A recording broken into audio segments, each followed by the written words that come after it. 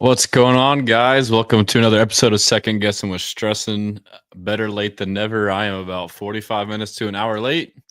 Had some family stuff going on, but here we are, man. I'm able to come in and recap a big Chiefs win. So tonight, since I started late, I will just focus on the Chiefs game, maybe try to do a quick hitter on the Cardinals game. Really, I mean, it's a game we should win. It won't be quite as in depth as other games, but that doesn't mean that it isn't an important game. So, just off the rip, shout out BGHTX with the H's up in the chat. Over on IG, your buddy Nick says, "Blessing, facts, I'm blessing." My guy Jacadon on IG, we playing the Bills in the AFC Championship watch. I could see it. But yeah, so I was actually able to live stream the second half, which was dope, man. It was fun. And if y'all watched or if you want to rewatch, you can. I'm not sure how much fun it is to rewatch, but I've been posting clips of my reactions and overlaying it with the highlights of when I was talking about them. But I mean, you see, that's how I am, dude. I'm sure y'all are all the same way. Like, I'm a fan. Like, I'm passionate. Like, I'm born and raised in Houston. Like, I live for this shit, dude. Like, all Houston sports, but like, especially the Texans. And especially like when we're good and competing. To me, that was a massive, massive game. Like, I would say it's up there as the one of the biggest, if not the biggest win in franchise history. Like, I know there's playoff wins and this and that, but like, to me, it's like, this team can go a long way and they have had pretty good success in their first 2 years, but they haven't had that marquee signature win to get over the hump, beating a legit team, beating a team that is a dynasty that hadn't missed the playoffs since 2012. And now they're not officially out, but more than likely out. But a team that has, I think, a top two head coach of all time at the least in Andy Reid, a Hall of Fame defensive coordinator in Steve Spagnuolo, Hall of Fame quarterback, top two, top one, top two quarterback of all time at Patrick Mahomes, Hall of Famer in Chris Jones, Hall of Famer in Travis Kelce, who has been playing good this year. And so, I still think the Chiefs are a good team. Like, I know people think they're washed, but like, that's a damn good defense. And, given that, all the stuff I just laid out, being at home with their season on the line, Sunday night, it's cold, yada, yada, yada. That's a huge win, bro. Obviously, we have to, continue to do what we can do, but you can't tell me that was, the players made it like, we ended our season there in Arrowhead last year, lost there twice, late in the season, then again several weeks later in the divisional round. It meant a lot to them to get their lick back, not only to get revenge, but for them to prove to themselves, because this is a young team. Like, this is the beginning of what I believe and hope to be sustained, really good success in the postseason for years to come. So that is, they're not going to say it and they're kind of downplaying it. And I actually like D'Amico Ryans' approach. I was kind of shocked when I heard him in his post-game locker room speech. Normally comes in there hype as shit. He was kind of chill. And then his post-game presser, I thought he'd be out there like, yeah, we did it. He's like, yeah, good win, like downplayed the shit out of it.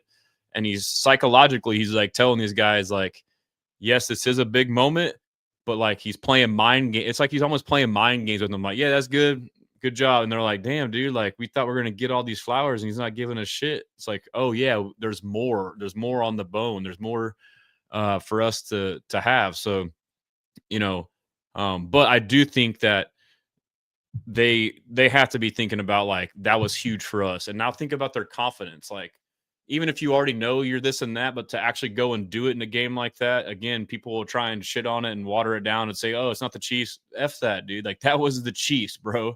And so for those players, like, that's going to boost their confidence. Like, I believe in mental blocks. It's not too dissimilar to like the red zone woes. Like, you have them time and time again. And, until you kind of break through, it can have a residual effect. So let me get to some more comments. Shout out Sal on YouTube, says he made it. Let's go. Shout out Dot. What's up, brother, on X. Shout out my guy Patrick with the I love the new profile picture with Cal with the high five. That's dope. My guy Pat. Dot says, I'm concerned with the RB room moving forward. Woody was never meant to be an every down back. Wish he made that Hall trade at the deadline. I agree with that on both. It is a concern. He played like 90-80% of the snaps. I do think, I don't know if y'all saw, if y'all watched my stream or my clip, but like, I do think Dare can be a viable back in the run game. Like, he's been decent as long as he's not doing it too much, and he's now a new look, a new change of pace. And as long as when you put him in, that it's not a freaking pass every time, allow him to run. And so initially, if Dare is forced to see more time, if Chubb is, I think he has a rib injury, if he is out and Dare is the number two, they may initially just think based off of film and whatnot, like, oh, it's likely a pass, and you may have some advantage there. But he's a different kind of skill set. He's pretty shifty. And then I would like to see Jawar Jordan get called up if so too. I think he can be viable. Cody Schrader, I believe, is the guy's name. The guy we just signed off waivers or claimed off waivers. At first, I didn't really look into it, and then realized he's the dude out of Missouri, the short white running back. Dude's a baller. I mean, he may not do much. I mean, but I like the depth. And then we did claim, I forget the name of the guy, another guy, defensive tackle, who's like the same exact measurements as Tim Settle Jr. And, Tommy Togiai balled out in this game, is now like making a name for himself. He's someone who we claimed at this exact roughly same time last year in the exact same situation because we needed depth. And now he's like a legit starter. He started for Tim Settle or played a lot of snaps and balled out. So, I mean, with DeMeco Ryans' defense and the way this scheme is, as far as defensive linemen, their goal, their what they're told to do is just to be aggressive upfield and attack. You find certain guys with certain skill sets, and they may thrive in this. And then you couple that with, having less pressure because you get more one-on-ones because of Will and Daniil on the outside. And also, like, we got damn good coaching, bro. Like, DeMeco's a damn good coach. Rod Wright, the defensive lineman coach, is a damn good coach. So that was a cool signing there. Anthony on Facebook says he knows what to say, when to say it. Nathan says Walter Payton, man of the year, squared up to close out the game there. Aziz came out on top.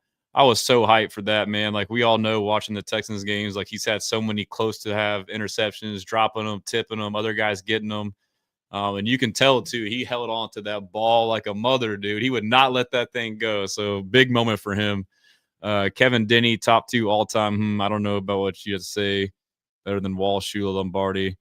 Yeah, I mean, I think it's Belichick and Reed. That's who I got. Like, Andy Reid is accomplished, man. Like, he's done a lot. But I get the argument. Ryan, what are your thoughts on playing the Chargers on Saturday? I love it. I'm going to have a watch party, so I'll announce the details, but obviously the date and time is set, so mark your calendars. But I'm going to start, hitting up some venues and get that planned out. Did a couple last year with some other fellow content creators. I'll be sure to include everybody again. But we had some popping parties, and Aziz showed up last year. So who knows? Maybe I can get like Jalen Reed or someone who's injured to come through or something. And then Trey Rudy on Facebook, we should have traded for Hall, but no matter the back, we still need. Yeah, that's true. I mean, I still think we can get by and make a run with what we have, just the way the offense is and the way the defense is. Golden Scholar, I'm just praying to God we stay healthy. My guy, engineer, he said, if we win this game, he will never slander DeMeco again. So we got you, bro. He says that's the key this time of the season. Yep, health is priority number 1. Vander says, let's get Leonard Fournette off the couch. Kind of joking, but am I? Nah, I mean, I think we'll be okay. Golden Scholar, I was hyped for Aziz because of Kelsey from last postseason. Punked him back.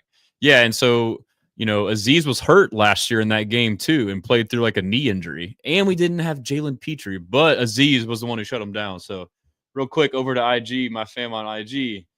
If you'd like for me to get to y'all's comments quicker, you can always hop over to Facebook, YouTube, X, but if not, right here is just fine. I just might not get to you quite as fast, especially in the opening when I'm doing comments. But we got, let's see, AJ Armendez, feels like a relief getting the good teams out the way. I agree. We have the hardest strength of schedule, like the 4th hardest in the league. But out of any contender or playoff team, it's by far the best. strongest strength of schedule and strength of victory, obviously. Um, your buddy Nick, shout out to Woody Marks. He seriously stepped up. I agree. He's a tough son of a gun, dude.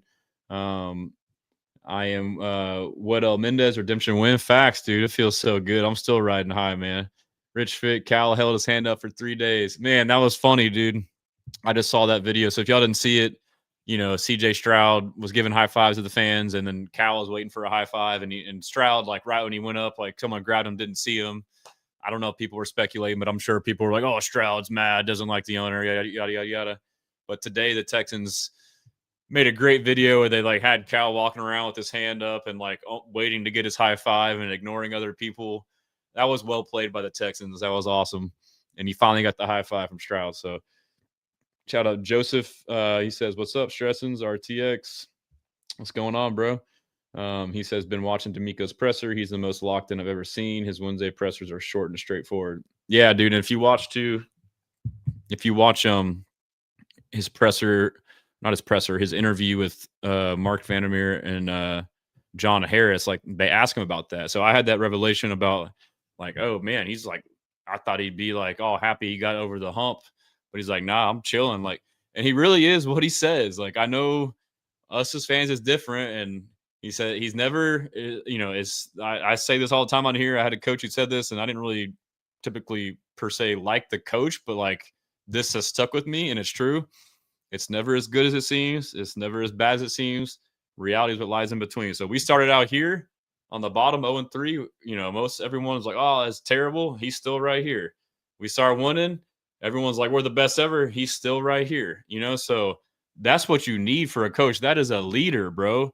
He's not riding the waves of the emotions. Like, he's steady. And like over time, the player's like, okay, like this guy gets it. Like, I mean, that could be true for any of us in any of our jobs or whatever. Like, it's easier said than done, but that's something that's rare, dude.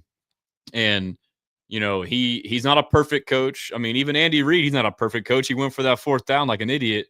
But I will say, the intangibles that D'Amico has, they're huge. Pause. Like that intangible, like that leadership quality that he has, elite, top 5 in the league. He's a top 5 leader. And like the way he leads, he has this unique ability being a former player and being a player's coach of, these are grown ass men in the NFL, bro. Like the old school way of coaching of like cussing guys out like Tom Fossil or, whatever it might have been, Bill Parcells or whoever. Like, and I'm not sure if Bill Parcells was like that, but like just the approach in general of like dogging a player to get them to play better. Like that doesn't really work, bro. And these players are making 10, however, not 10x, 2, 3, 4, 5x your salary per year. And they're supposed to sit and they're big ass dudes and like their mind, because of where they're at, like they're mental alphas too. On top of this, you can't just talk to them that kind of way. And so, and it takes a unique person to, one, command the respect, and two, be able to deliver the message in the right way. So your buddy Nick, the narrative went from you can never count out Mahomes to the not the same Chiefs. Yeah, and I've been pointing out, and I'm sure it's still going on, whether it's our own fans or the public or whoever, but like every win we have gets ripped to shreds and delegitimized. Last week the Colts fans, oh, y'all lost because y'all won because the rest. F out of here. Ravens, oh, we're too hurt. Niners, we're too hurt. Titans were bad. Blah blah. It's just always something. Now it's the Chiefs. Oh yeah, we're not the same Chiefs. Like, and it's the refs too with the Chiefs fans, which is hilarious. But yeah, that's just the way it goes. And then when you lose, oh, you lost to this terrible team. It's always something. But anyhow, so Jibbo the Kid on IG was at the game Sunday. Them boys is locked in. Big W and love seeing the Chiefs fans leave early. That's dope, man. I'm glad you got to go. For anyone that went to the game, that's badass. I'd contemplated it. Hopefully it wasn't too cold, but it sounds like that trip was more than worth it for all you guys. So, real quick, I guess I forgot to mention, as always, on the bottom you can see all my stuff. Looks like my ticker is old there. I need to change that real quick. It's still saying the live stream stuff, but yeah, so as far as like my socials, follow me on pretty much all social media. It's at Texans Commenter. or Houston Stressons on any of those. And my website, HoustonStressons.com. I dropped a new tee today, several new tees. They are dope, bro. Some CJ Stroud tees. They are fire. I got some, so like my site, it takes like 5 to 7 business days. So I got some made locally in a shop. I'm gonna get them tomorrow and take some pictures and show you guys. But I can't wait to get mine. I guess I can pull it up real quick and show you guys. Let's see here. I'm gonna go to my site, and if there's any shirts that y'all want or have ideas on, now that things are kind of kicking back up, holler at your boy. I'll whip it up and get it done. So I saw like a graphic someone posted, and I was like, should I make this into a shirt? Everyone's like, hell yeah. I was like, all right. Hit up my boy Cal. Shout out Cal, and he got it done. Let's see. He came through in the clutch. Let me see here. So yeah, my site, HoustonStressons.com. I made a him CJ Stroud shirt in all kind of colors, but this is so dope, dude. It's so dope. Look at that, man. Come on, bro. You got all like the black is clean, the navy blue is pretty clean. The red is clean. Shit. And then we got blue jean, that's clean. And the white, dude, the white is pretty clean too. And then I have a couple other variations as well of just the letters. If you're more of a simple guy with different letterings, the white letter filled in. These are all pretty dope colorways. Obviously you got all the same stuff. But yeah, Cal did a good job of kind of making the letters the same as the numbers. But yeah, man, if you want, and I have a sale, a 20% off sale for the end of the year on all merch if you use code Stroud, all caps. But I mean, I got plenty. Like my other new one is Will Anderson Jr., the Terminator. Like this shirt is dope, dude. And again, it looks great in all kind of colors. I got plenty on there, man. Y'all check them out. But yeah, so kind of got off topic there, but let me get back to the comments real quick. Let me get back to the main chat. What we got in the main chat? Let's see. Yeah, so I was gonna make a tweet about this. I'll probably do it tomorrow. Did you know, this is from Golden Scholar, did you know Stroud faced 65% pressure rate on Sunday? Mahomes only faced 42%. What the hell? Yeah, facts. And we want to sit here. People are like talking shit about Stroud, outplays the shit out of Mahomes. It's like, bro, and like, have you watched the game? Like, first half we played great. We just didn't capitalize. Penalties, whether it's on us or not, took points off the board and just didn't quite really it was a typical Texans game, bro. Like playing with our food, dominate the game really for most of the game, let them hang around. They come out the second half and they like immediately like tie the game, and you're like, ah, shit, bro, here we go again. But in the third quarter, then when it gets back close, like they made adjustments. Like, so my thoughts are, I haven't dove through the film yet. I've kind of watched some stuff here and there, but like, I'm eager to see what the difference was, because the first half, it wasn't that bad. I thought they didn't maybe blitz quite as much, and we had a good answer for it as far as scheme wise. But I think that Steve Spagnuolo probably had something he wanted to do, but like I feel like he's the kind of coach who will save it for the second half. He is notorious for doing one thing all game. So it's two things. He's notorious for setting you up. He'll set you up with the look all game, and then boom, hit you with one late. It happened last year in the playoffs, like showing us one thing and we're holding it well. All of a sudden, fourth quarter, we can't stop him to save our lives. And so he'll set you up in that way. And I think he saves it. This is just my guess, and I could be wrong, but like, I think there is an element too of like, you may have something you see on film that will work, but you don't want to come out the gate with it, because that team can now see it in the first half. Now they can go into halftime like, oh shit, they were doing this. Oh, we got to do that. And now you can adjust. Whereas if you wait to use that in the second half, it's in game. Like by the time you figure it out, the game's over. And that's basically what happened with us. Like the whole third quarter, we're like, what the hell's going on? They're doing something different. I don't think that was just necessarily an adjustment in game. Maybe a little bit, but I think it was pre-planned. Like, all right, we're going to come out doing some of this, set them up, and then we're going to save what we know this will work. And I also believe, I know some people will tell you no, but like, because you listen to Titus Howard postgame said they started blitzing the backs more. And so I bet you they got Dameon Pierce. They needed him, but I bet you they grilled him about pass protection and talking about the running backs and pass pro, which have struggled. They've been up and down in the year, but Woody's been good. But like early on, it was a struggle, and then Woody's been solid. But they've also had moments, him and Chubb both. Again, I haven't watched the film to, confirm my initial thoughts on this, but I think there might have been an element of like they might have found something with Pierce in a flaw in the run protection. Like, oh, okay, his rule is this. If we bring this blitz, he's conflicted, and now this guy's free or whatever it may have been, and saved it for the second half. That's kind of like an intuition I had there. So I'll be eager. I think tomorrow I'm going to grind most of the film to kind of see what I got on that. So let me make sure I get caught back up over here. Someone asked, what's up with the Justin Watson activation? Hopefully, guys just there for moral support and mentoring, get the snaps of the rook. Him and Harrison Bryant were activated their 21-day practice window. So that doesn't mean that he's going to play. Some guys have been activated and played right away. Some guys take several weeks, like Jakob Johnson, Case Stover, both had different timelines on that. I don't think he's going to come in and take snaps per se, but like he could take snaps in the sense of like, if we're just trying to run the ball, he's a big body. He's almost like a tight end and we can have him do that. But like, I don't think he'll see significant snaps on offense, but he's not bad. But yeah, I don't want him taking snaps from Higgins for sure, but at the very least, he's a very good special teamer.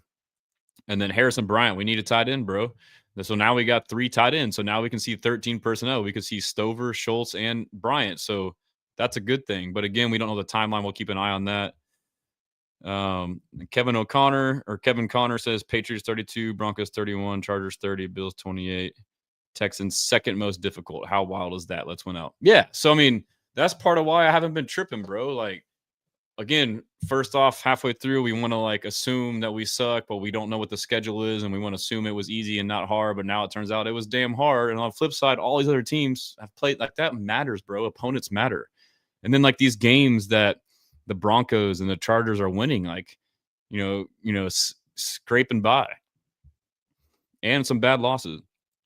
Justin Words, what does it take to get Mills in as the QB for last game against Colts? 2 Jags losses. What does it say? What does it take to get Mills in as a QB for the last game against the Colts? Oh, yeah, we would have to gain multiple games. I haven't really thought that far, but I mean, there could be a situation where if we're locked into a spot 2, where maybe he comes in late in the game.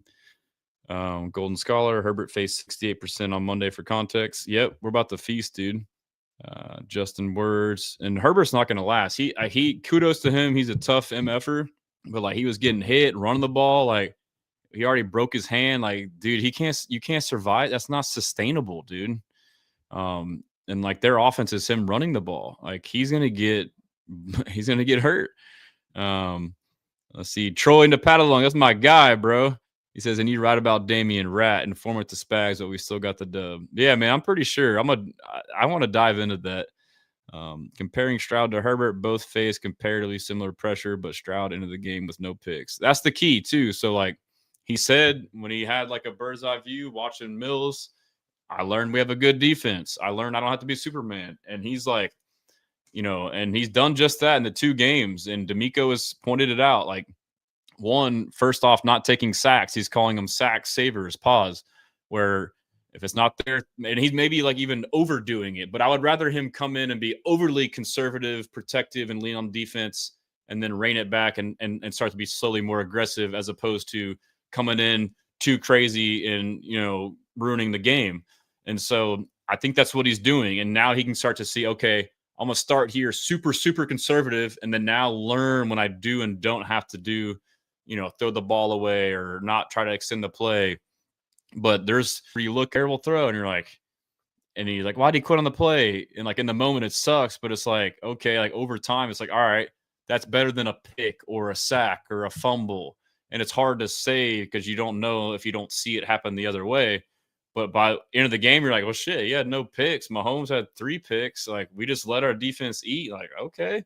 And on that same point, that kind of goes into the boring ass, bad, frustrating play calling of Kaylee. I'm not excusing it, and I think he wasn't great, especially in the third quarter. I think he's been pretty good overall this year. I'm higher on him than most, but I think there is an element of this offense is downhill physical run, even though we don't like it, up the middle all the time when it's not working. But at the very least, it's almost very rarely losing yards. So it's at least getting positive yards. It's safe. It's not fumbling. It's giving us a chance to convert third downs, keeping the clock rose to a bunch of incompletions and stuff like that. So it's like and an element of it too has to be from D'Amico Ryans. Like we have to remember this. Like we always want to shit on Kaylee, but like I guarantee you a big part of this is top down philosophy from D'Amico. We saw it last year with Slowick.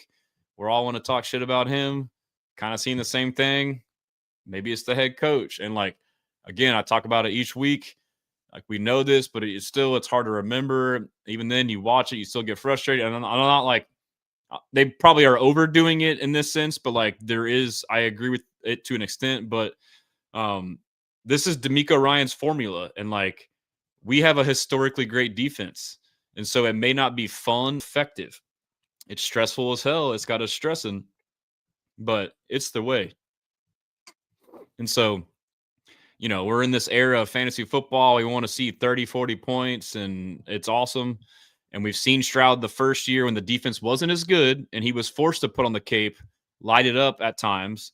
And basically all of that was him out of structure like he was against the Chiefs, but it was very volatile, and it worked out more often than not for us. So we're trying to rein it in and keep it, it's just part of it. So let's see. Sal maintaining that slow Herbert. Just going through some more comments. Nat says, spied a Chief fan complaining that the play Kamari got to pick on. Reed ran the play every week, 3 weeks with great success. Our defense is just different. Yeah, dude. That was a hell of a play by Kamari. Connor says Broncos could lose out. Yeah, I mean, Broncos have been winning by the skin of their teeth. They got torched by a freaking geriatric Marcus Mariota and should have lost that game. Should have lost a lot of their games. So me personally, far-fetched, but I'm not putting out a first or second seed. Patriots potentially too could start losing. We're only 3 games back with 4 to play, but I mean, like we could get into a second seed. Division for sure is still in play. Basically if the Jaguars lose any game except for I forget which one, then there's a lot of stuff that can happen that helps us out. And for us, it's about taking care of our business, winning out the last 4. We have one of the easier strengths of schedules going out. Our toughest game will be the Chargers. They got a terrible O-line. So, we went out. We'll be in a good position regardless. Jesse Vargas, do you think CJ is allowed to call timeouts instead of forcing a play or to prevent a delay game? That's a good question. I think so. But he may be hesitant to. I feel like I maybe have seen him do it a couple times, but he may not. You don't see it often. Or maybe he's not comfortable doing it and wanting to get bitched out. But that's a good point. And sorry, my throat's kind of stuffed up there. But this brings up another point, something we saw earlier in the year and kind of went away. But we saw that a big part of our struggles was the same shit, taking too long to get the fucking play into the fucking huddle. CJ was asked about it today, and he didn't say this directly, but like when he answered, my sense was he mentioned like, yeah, sometimes the play takes long, and then I got to repeat it. It's like, oh yeah, like that's the fucking OC. 1, indecision. 2, taking too long. Like get the fucking play in so he could call it. And I'm sure there is some onus on him. I'm sure there is some onus on the lollygagging big play or this or that, but like I get it's worse and loud, cold environments, but it's inexcusable, bro. Like, you're shooting yourselves in the foot. And not only that, but now you're doing it while you're going up against a really good defense that blitzes a lot. So you're taking forever. Now you're getting to the line of scrimmage late, and then now you see all this shit and you don't have any time to sort it out. So it's like, give yourself a chance. So tempo might have worked, but I get that it goes against the flow of the game, defensive game. You don't want to go 3 and out real quick, but I mean, maybe just tempo, no huddle. And then that's where I like the Peyton Manning offense, dude. Like tempo to get to the ball and then sit there and just drain the clock and do a bunch of hard counts and mess with the defense. Get them to show your hand. Oh, okay, he's blitzing. And then you check, and then they check, and then you check. Like, just do that instead of like get to the huddle, wait, call it, walk out the huddle. Oh, boom, 5 seconds. Fuck. I mean, come on, dude. They got to fix that.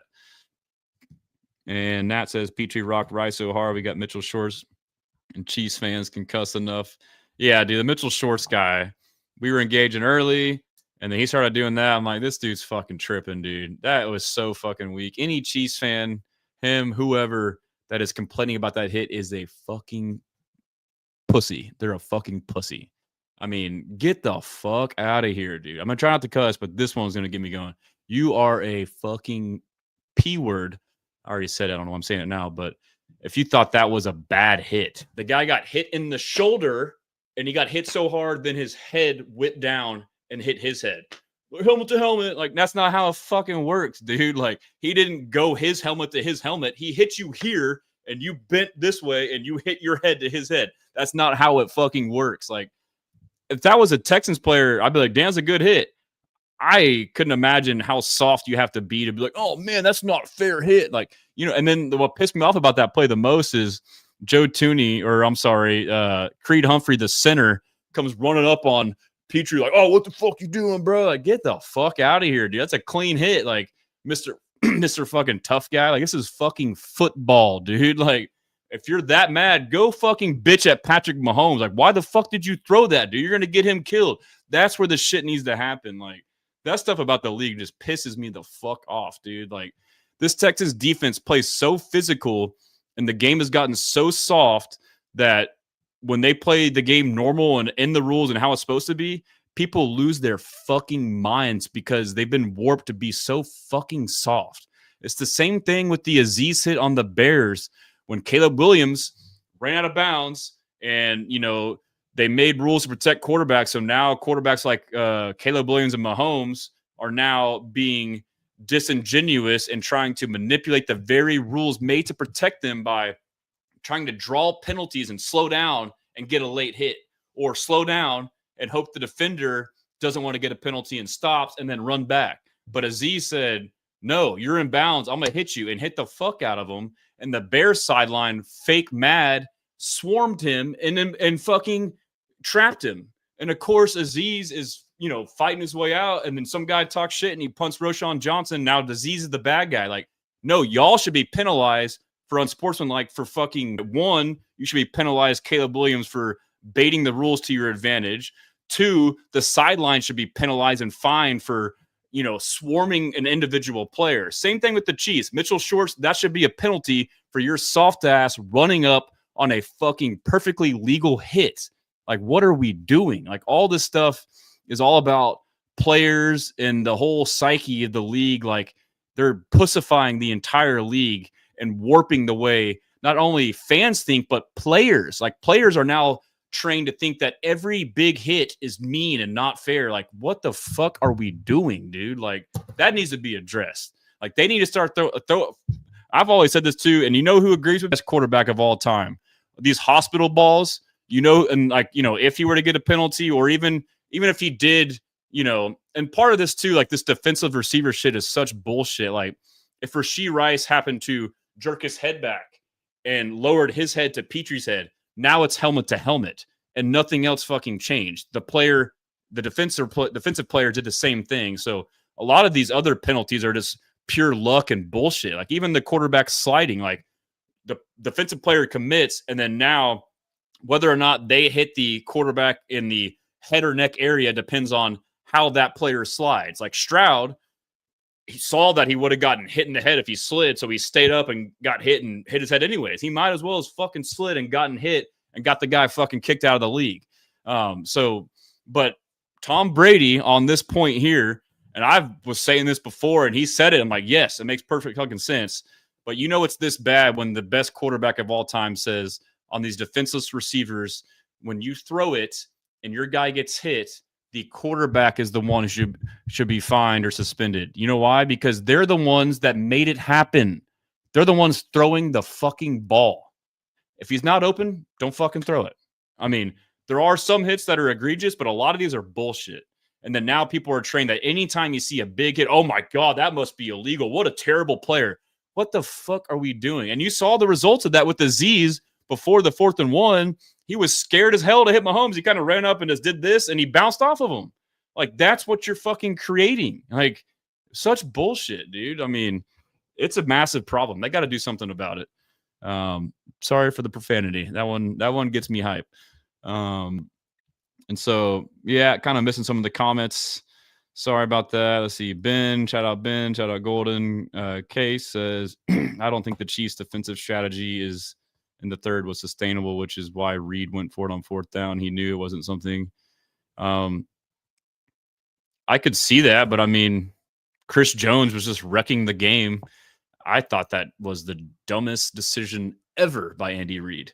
The decision to go for it on 4th down on your own 30, and your defense is dominating our offense in the third quarter. They had like -2 yards. That's sustainable. I mean, even if it's not sustainable, like what's the progression? -2 to 40 or 30 yards. But and you punt the ball there, dude. You punt it every time, and he goes for it. And Mahomes on that 4th down, Mr. fucking Mahomes, who Collinsworth just loves to death and was glazing the whole time. He had Juju Smith, his first read, right over the middle, 1st down. But you know what? I've watched all their games this year. On 4th down, when he does, he only goes to Rashee Rice. That's all he fucking does. Maybe sometimes he'll go to Kelsey, but he literally predetermined, I'm going to throw it to Rashee Rice. But guess who was guarding him? Derek Stingley Jr., and he was fucking covered. And so, that was on Mahomes. The play was right there, but I hate the decision. So now you immediately give a struggling offense automatic field goal position. So Naquan Jones, the DT they picked up, might be an absolute gem. Yes, that's the guy's name I referred to earlier. Ben, we need to do everything to secure a home divisional game. No Mills. Manny, Jags will lose to the Jets and Broncos and we win out. That would be nice.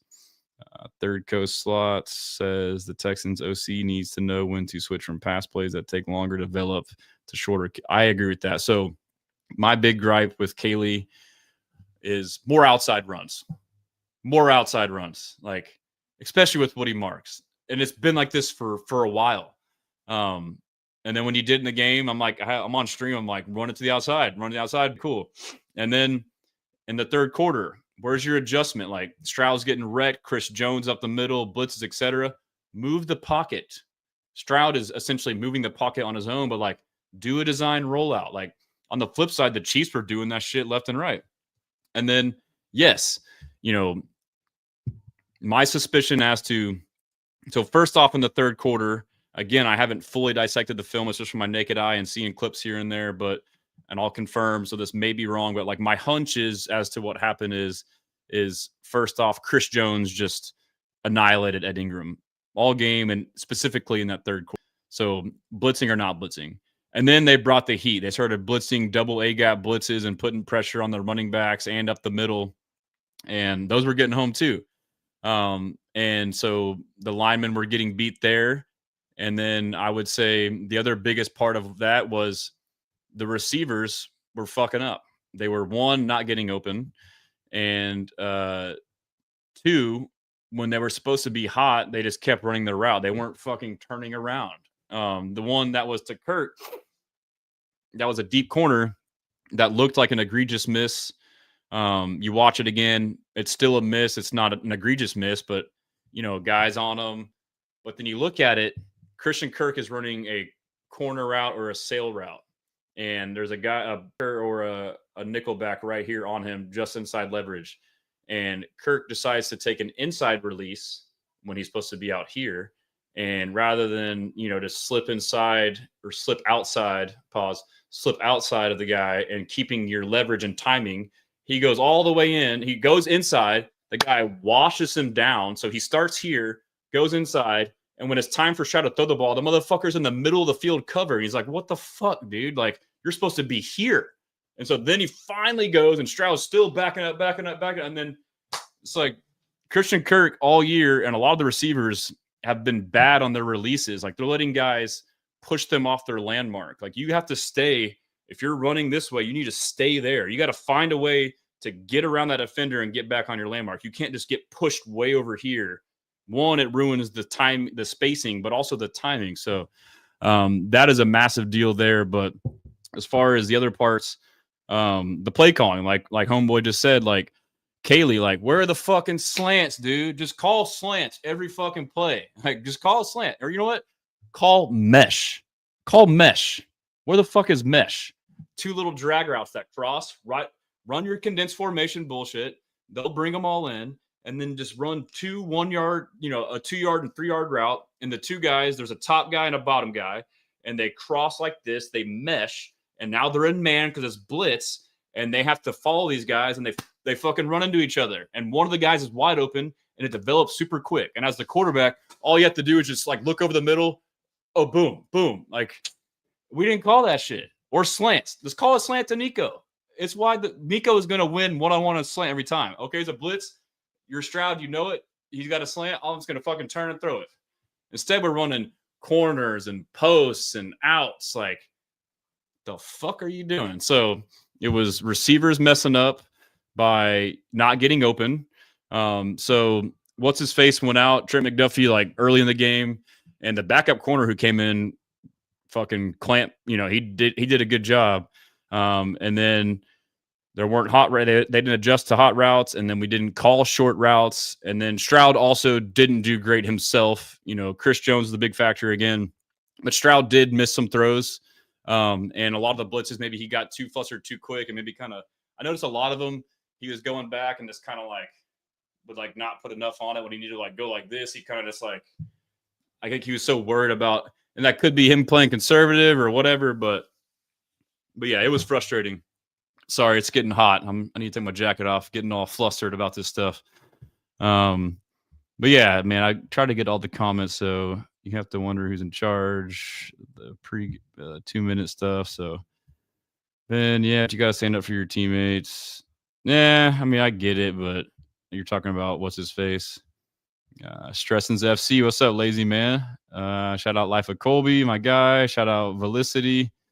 I think it's funny that the player wearing a guarding cap is trying to leave with his helmet. Yeah, and someone tried to tell me that a player with the guardian cap is less scared, and it's an advantage for them because of the guardian cap. Like, no, he's wearing a cap because he's fucking coming off a concussion, dude. Like, what the fuck are we doing?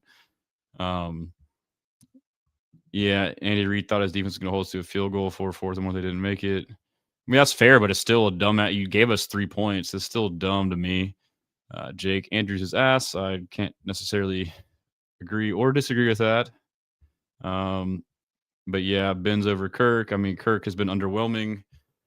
Anthony says Kaylee's the epitome of rookie OC. Yep, he's he makes a stride, does it, and then regresses. It's just he's just like Ursary. Ursary had a bad game again. Play good, bad, good, bad, good, bad. Overall trending, Kaylee. Bad, good, bad, good, bad, good, bad. Like, it just is never consistently good. But yeah, so we'll get into, I'm sorry, IG on the comments. Shout out Jibbo the Kid, Los Posts. Sorry I'm not getting to all the comments. Oh man, I was behind. But yeah, shout out everybody in the chat.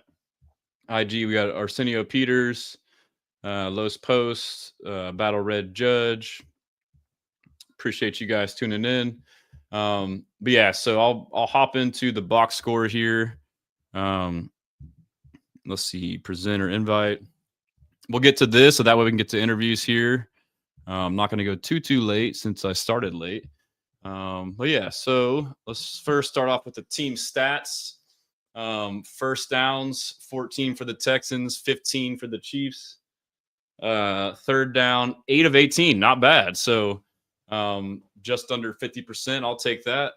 And then they were 4 of 14. That's the difference. They fucking sucked on third down. Our defense shut them down. And our third downs were CJ Stroud playing hero ball, and he made some amazing plays. And then we had total plays 65 to 64, total yards 268 to 274, passing 186, 148, rushing 82 to 126. Red zone, we were 2 of 4. They're 1 of 2. So red zone again. That first drive, there was the illegal formation. I think it is nitpicky that a legal formation could have gone either way. But from what I saw on the game, I haven't watched all 22, and I don't know if it shows it. But technically, what happened is if you motion one guy, he stops, and then the next guy motions. Before the next guy motions, the first guy has to stop for a full second. And I don't think Schultz had stopped for a full second, but sometimes you see it called, sometimes you don't. So, and we scored a fucking touchdown on that play, and it gets called back. My issue is Schultz, like, you're just lazy on the motion. Like, get fucking set, bro. Like, he motions and then just kind of just taking his time. Like, just fucking hurry your ass up and get there and get set. That's the way you solve it. So, I mean, but still, like, yeah, it's kind of a gray area. And then I do think there was the Stover cat. I'm a fan of it. It worked, but there was an offsides. From my interpretation, I do think it was offsides. I think it was Titus, left guard, or Ursary. His hand was like in front of the ball before it was snapped. But they were also, up there too. And again, that's like technically it's a penalty, but like, have they called this stuff before? Not really. So that's where it's tough. Is like, technically yes, but it's like, come the fuck on. So I see both sides, but whatever. Like, that killed us a couple times there. And then time of possession was pretty even, 31-28. But the big difference was 0 turnovers to 3. How many of these games do we have where we just absolutely have +3 or more in turnovers and either lose or have a close game? A lot. And so this is where we're playing with our food, is like, we're getting all these turnovers and we just can't blow the game open. Like, we won by 10, but the game was tight. But yeah, so I had a thought that I was going to get to going through this. So yeah, to me, this game was exactly how I thought it was. A defensive freaking battle, 2 good defenses, and low scoring, and it was just good defense. Like, I don't think the Chiefs offense was like top 3, top 5 in pass yards recently and going into this game, or total yards. And our offense is, obviously below average, but had been trending in my opinion. But, I think that it was more just about 2 good defenses and 2 coaches knowing that and kind of playing the game that way, as opposed to just terrible offense and sloppy football. Whereas on Monday Night Football, you saw the Chargers and the Eagles, and it's low scoring and there's turnovers. It was just bad fucking offense and sloppy. Like, yes, there was some good defense too, but like, there was a difference between those 2 defensive games. One was a really good game, one was a sloppy game. So that's worth noting as well.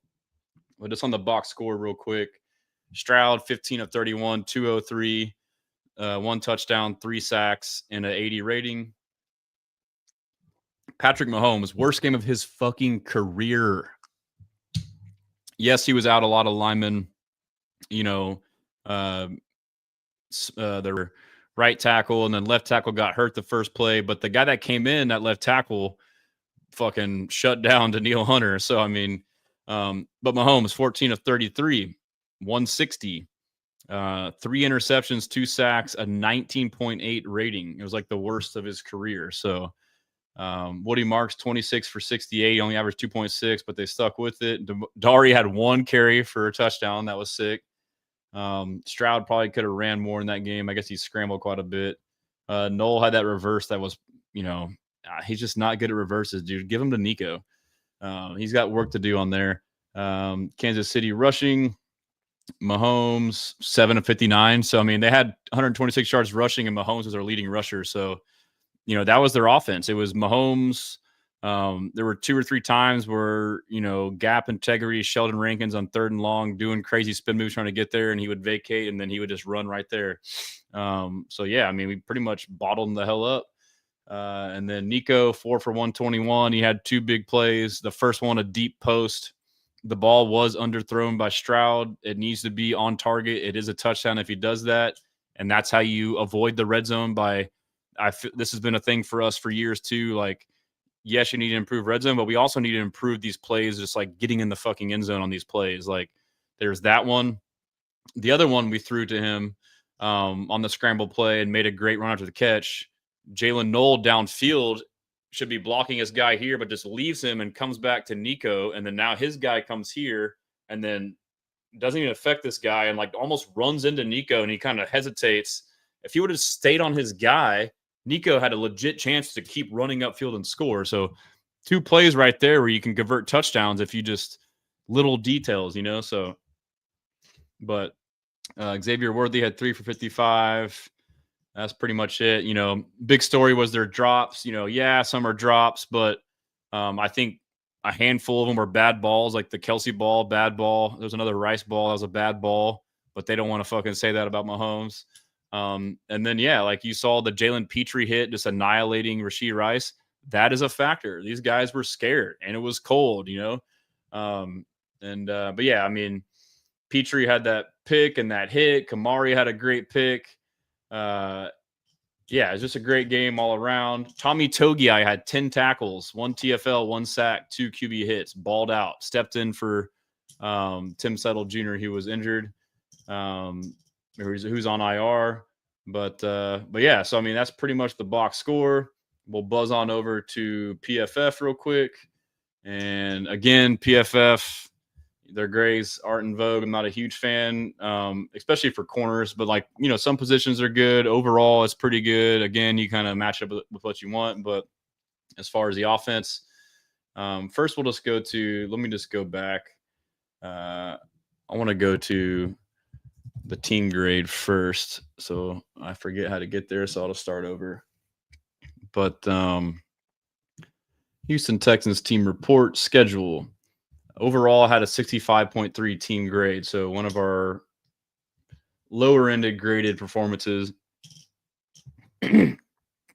Offense was 57, passing 59, pass block 42, receiving 61, run 61, run blocks 51. So, I mean, those kind of check out to me. Defense 75.6, run defense 76.1, tackling 62, pass rush 68, coverage 69. Nice. Special teams 49. So the defense doesn't really check out to me. Special teams, I guess 49. I don't know. Seems kind of low. As far as the individual player grades, Nico 71, Nick Chubb 70, only played 8 total snaps. Dare only played 1 snap. Kate Stover 65, that's good to see. Higgins made some clutch catches on some third downs, 64. Trent Brown 63, he broke his finger in the game, I believe. Woody Mark 62, Schultz 61, Andrew 61, Stroud 58, Titus 58, Fisher 56, Hutch 54, Knoll 53, Kirk 46. That checks out. And they split their snaps evenly 50-50. Jakob Johnson, who was cut and supposed to be re-signed to the practice squad, I believe 45.7. So not a great game. 12 snaps. That wasn't very effective. We need a freaking dominant fullback, dude. Ursary, bad game. Ingram, terrible game, checks out. 0 pass block grade. That's insane. And then on the flip side, our let's go to we go to blocking for the we'll go through pressure. So everyone calculates pressures differently, but they put 1 pressure on Woody. They put 3 on Trent, 3 on Ursary, 1 on Fisher, 7 on Ingram. So that's 7, 8, 11, 14, 15. Yeah, so none on Stroud, all on those guys. As far as defense goes, Jalen Petrie balled out 90.5. Sheldon Rankins, pretty good game, 82.6. Tommy Togiai, 82.2. Will, 78. Daniil, 73. Derek Barnett, underrated player, 72. Stingley, 71. PFF finally shown him some love somewhat. Kamari, 65. Autry, 65. Miles Bryant played a good game at strong safety, 63. Indabusi, I don't know how you say it, but he played 4 snaps, with Settle being out. He got elevated. Z, 60. Felt like he played better. Henry, 55. Actually felt like he played better. Bullock, 51. Felt like he played better. And EJ Speed got less snaps, so it seems like Henry took back that Will linebacker spot from him this game. But, yeah, so that's it on that. I think I can go to NFL Pro. There's a couple insights we can look at as well. I'll rip these off, and I'll go through some comments. Sorry for ignoring you guys. I love you all. I'm trying to get through some of this stuff Otherwise, I'll be here all night, and I'm tired, and it's late. PFF is a scam. They got Mahomes rated higher than Stroud. Facts, I agree. Case mate Cardinal. If we could just have 4 clones of Titus Howard and Patterson at center, it would be good on the O-line. I agree. Life of Colby, the way Kaylee interacts with Kirk on the sidelines, it kind of feels like it was his call to bring him there. Yeah, he's a big fan of him, dude. I get the run blocking part of it. Let's see. Case Master Cardinal, probably why Noel doesn't get touches, keeps making rookie mistakes. Yeah, there's a lot to it. Like, whether it's blocking or whether it's blocking or assignment or like the routes, like I talked about, knowing where to be on certain stuff, that chemistry, even though the chemistry with Kirk isn't great either. But anyway, some insights that were up there. Yeah, so Aziz Al-Shire was targeted just 3 times on 42 cover snaps, allowing just 1 reception for 7 yards while recording a key fourth quarter interception. He matched up against Kelce on 9 routes, the most among any Texans defenders, holding just 1 target, which was intercepted. So he shut down Kelce. Chris Jones obviously balled out, generated season high 7 pressures on 28 pass rushes against the Texans, including 6 quick pressures under 2.5 seconds. Jones tied for the most quick pressures by any defensive tackle this season, as well as his most in a game since the start of 2019. He generated his pressure in an average of 2.2 seconds, his fastest time to pressure since week 2. Yeah, so he wrecked the game. Will Anderson Jr. versus Jalen Moore. He recorded 7 pressures, generating all of them against Jalen Moore, who was at right tackle, first time since 2021. Anderson recorded 2 quick pressures on the evening, accomplishing his production despite getting off the line of scrimmage in an average of 0.95 seconds, his slowest time in a game in his career. Entering Monday Night Football, he had 69 pressures. Nice. This season, we're the 3rd most. So I wonder if he got off slow because of the scheme or maybe the field or the turf. Cold grass. Here's what I was talking about earlier. Issa Pole, I'm not sure how to pronounce his name. He played his first career NFL snaps. He went in and he went up against Hunter for 21 times, allowed just 1 pressure, which was not generated until 4.2 seconds after the snap. He was the first player to match up with Hunter more than 20 times in a game and allow 1 pressure or fewer during Hunter's 2 seasons with the Texans. So, maybe they just have a dog right there, dude. Or maybe it's a game plan thing where you think you're playing this guy and it's someone else and it throws you off. I don't know. Maybe the mix of the two. CJ Stroud completed 15 of 31 passes for 203 yards and a touchdown. Stroud was pressured 19 times for a 54.3% pressure rate, the 2nd highest of his career. And we're over here talking about how he sucks and shit. What are we doing? Completing 6 of 16 passes under pressure for 114 yards and a touchdown while taking 3 sacks. That's pretty good. He was effective on play action early in the evening, finishing 5 of 7 for 107 yards on such dropbacks. So if they had play action and it was allowed to work, he fucking balled out. And that was all in the first half. And so, that was pretty much it on that stuff. I think that I guess we can go to the timeline in a second. We can look at some comments. Let's see. I hope we take care of business.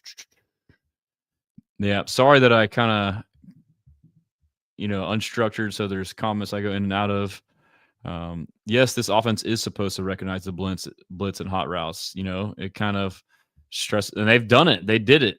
And Stroud talked about today about needing to get the chemistry back with his receivers after his concussion. He's having to build it back up, which, against San Francisco and Denver, I thought even Indy too, the blitz, we were tearing it up and then all of a sudden we didn't. So, I think the receivers just played bad. I think the communication, the loud environment was an issue, getting the fucking play in, getting there late, all kind of shit, dude. But shout out my IG fam. Sorry for not responding. Ledesma, shout out my guy. Reverses to Hutch or Nico. Yeah, even Hutch. I will take that. Big body guy. Let's see. Someone says no Nick next year. No, we'll get him. Replace Kirk with Noel. That's fair. Mills would have went 8 for 31, says Arsenio. Yeah, people are still stumping for him, but I agree with that. There's a lot. Phillip Rivers went to the Colts. Colts are dead. Daniel Jones So that was the concern with Daniel Jones, is he couldn't re-injure his existing fracture in his tibia. But when you get an injury, your body overcompensates. So then he tore his Achilles on his other leg. And so um, that's something to monitor there. I mean, it's, I guess it kind of sucks. I feel like they were going to suck regardless and probably lose out regardless. But now Colts fans can blame, their failures on the injury to Daniel Jones, MVP candidate, But yeah, I called it out when it happened. That trade for Sauce Gardner for them was dumb as hell. 2 firsts and AD Mitchell. You basically signaled you're all in this year on Daniel Jones and then all in on Daniel Jones in the future, who was a free agent to come up, who now had all the leverage to negotiate a high contract.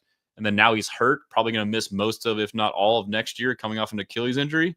Like, what are they going to do? And now you traded your draft capital to get an actual quarterback. So that to me is hilarious. But yeah, I made this meme and I feel like it didn't get, it got some more traction. Shout out Brandon Hallam. He's like, you should make a meme about Andy Reid tickling Chris Collinsworth's tonsils. But yeah, we're going to keep going down. I'll find some, we'll start grinding out some interviews here. Little tidbits from the game, maybe fill in the cracks for what I didn't quite get to you guys. I need to get super chats. If there's anybody in here who knows tech and Google and YouTube, please help me. DM me, email me. I've been trying. I want super chats mostly so like I can get to the people that want to get a question in. Oh, damn. Case the Cardinal says, whoops, sorry for the BS post, running with my phone. Damn, dude. What are you running from the cops or what, bro? Are you out there getting exercise?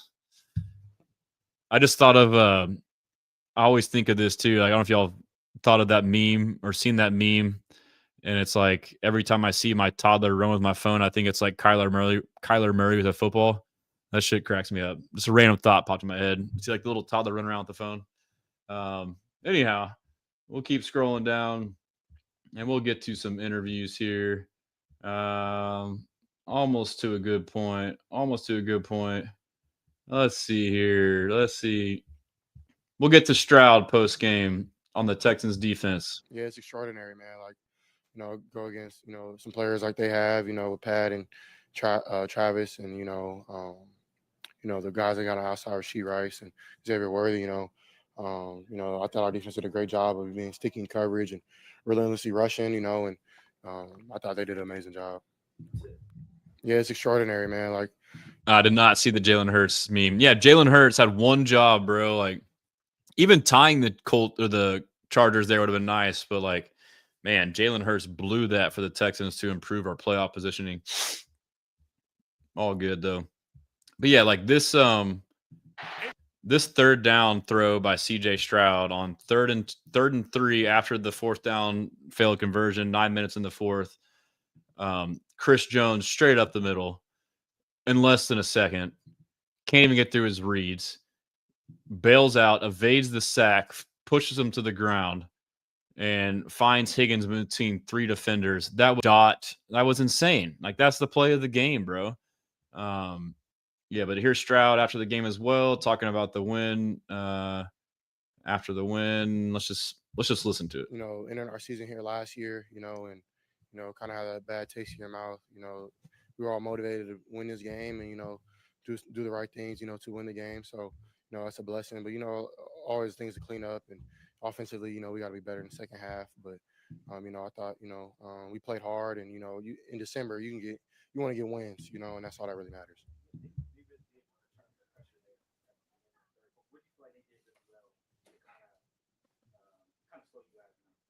Yeah, the pressure, the blitz, and we just got to be better with IDing it better, and me, throwing our hots, and just trying to make plays, and got to be better on first down. That's really the key. If we can get to third and shorts and third and mediums, that helps us out.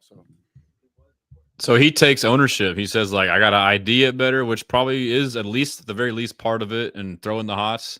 Again, I got to watch it, but shout out to Patriots fan in here. Nail says Patriots fan here, but you guys are a dangerous team. I respect and appreciate other fans. Thanks for tuning in, man. Yeah, you guys are a great team as well, man. I know y'all have had an easier schedule than most teams, but I mean, I have and always will say that Drake May was the best quarterback in his class. Always been a big fan of Mike Vrabel. I like Stephon Diggs. I think I got a good squad. Maybe we'll meet up here in the playoffs. But yeah, so I was talking about this INT. I did it on stream about Kamari. He does a speed turn away from the ball, finds it, and picks it. And the dude's playing on like a freaking bum foot. And so it's going back through, just seeing what else we can find. Here's a clip from Seth Payne. Shout out Seth. Kamari blitzing. And let's see here. It looks like he may have just triggered late. I don't know if he was designed to blitz or not. D'Amico kind of talked about it, but like, he blows up the play. I mean, and the thing about him is like, if you're going to do something, do it. The decisiveness. He made the decision to go and blew up the play there. So JJ says CJ missed an opportunity there when shouting out the Chiefs players to say Stone Cold Jones again. Yeah, that was hilarious.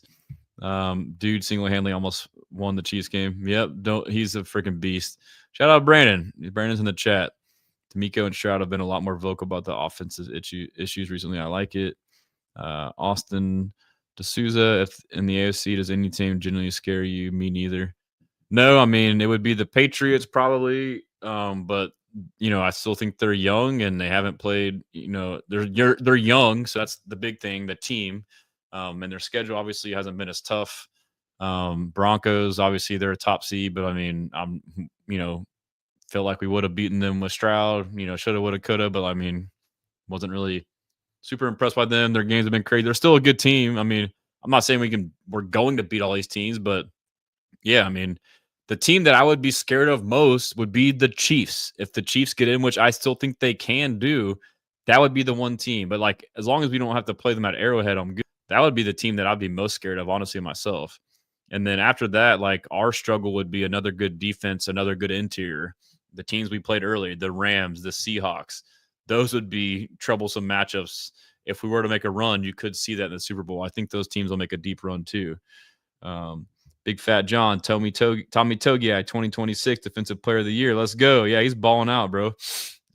Yeah, Buffalo, I think we can, I think we can definitely beat them. Just going back through. So let's see what else we got. Yeah, Kamari Lassiter joined the Speak Easy show with Shady McCoy and Emmanuel Acho. Here's him after the game. Beat Josh Allen, you beat Patrick Mahomes. Have you turned the corner in your mind? No, sir. It's still the hay's not in the barn yet. I feel like we're gonna go back. We're gonna go back to practice this week. We're gonna look at all the plays that we gave up. There's so much more that we can do. There's so much more. So we just gotta tap in and not get complacent. I feel like complacency is the enemy of success. So we just continue to just grind and keep going.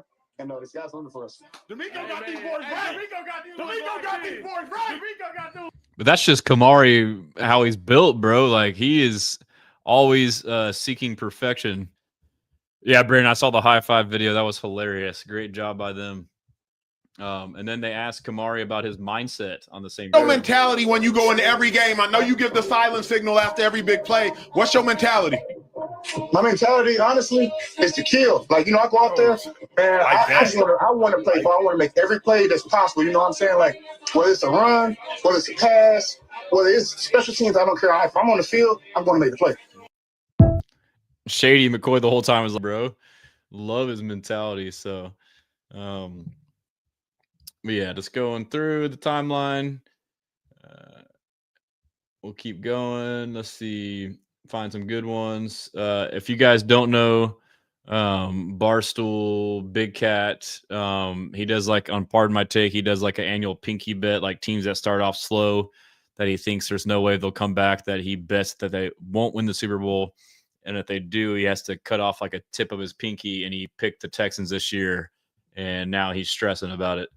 I would be too. So, but going back through to see if there's anything else. Getting love nationally. It was lit. Here's Will Anderson Jr. Welcome to H-Town on the road here. You got plenty out about. How did you guys come in here? Shout out to fans afterwards. H-Town on the road. More on the post game. We had Here's Will on C.J. Stroud. Talk about the mental toughness of C.J. Stroud, man, and how impressed you are with him. Man, I'm so impressed by him, man, and he's an inspiration to this whole team. And I think it just starts with his faith, man. He keeps God first. He's ignored the noise. He knows the world because he knows where his source is, and his source is God, and he just keeps all his faith in God. He comes out here and ball, and he does it for him. Talk about the mental. I was asked, no, Big Cat has not cut off his pinky before. Hasn't even been close, so he's probably pretty nervous right now.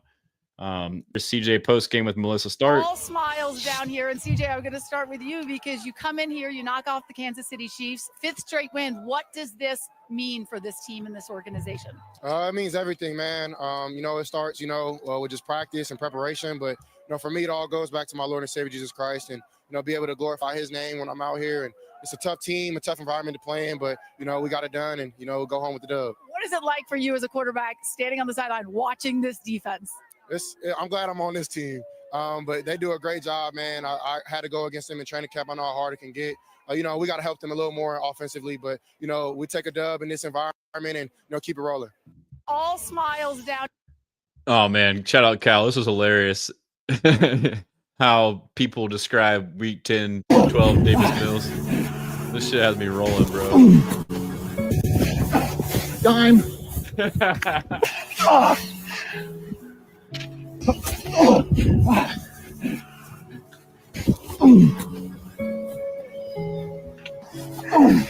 That shit had me rolling, dude. Man, Davis balled out, dude. He saved our season. This was a pretty funny video. That was right. I don't lose. What do I always lose at? You don't ever lose. That's all I need to hear. That was right.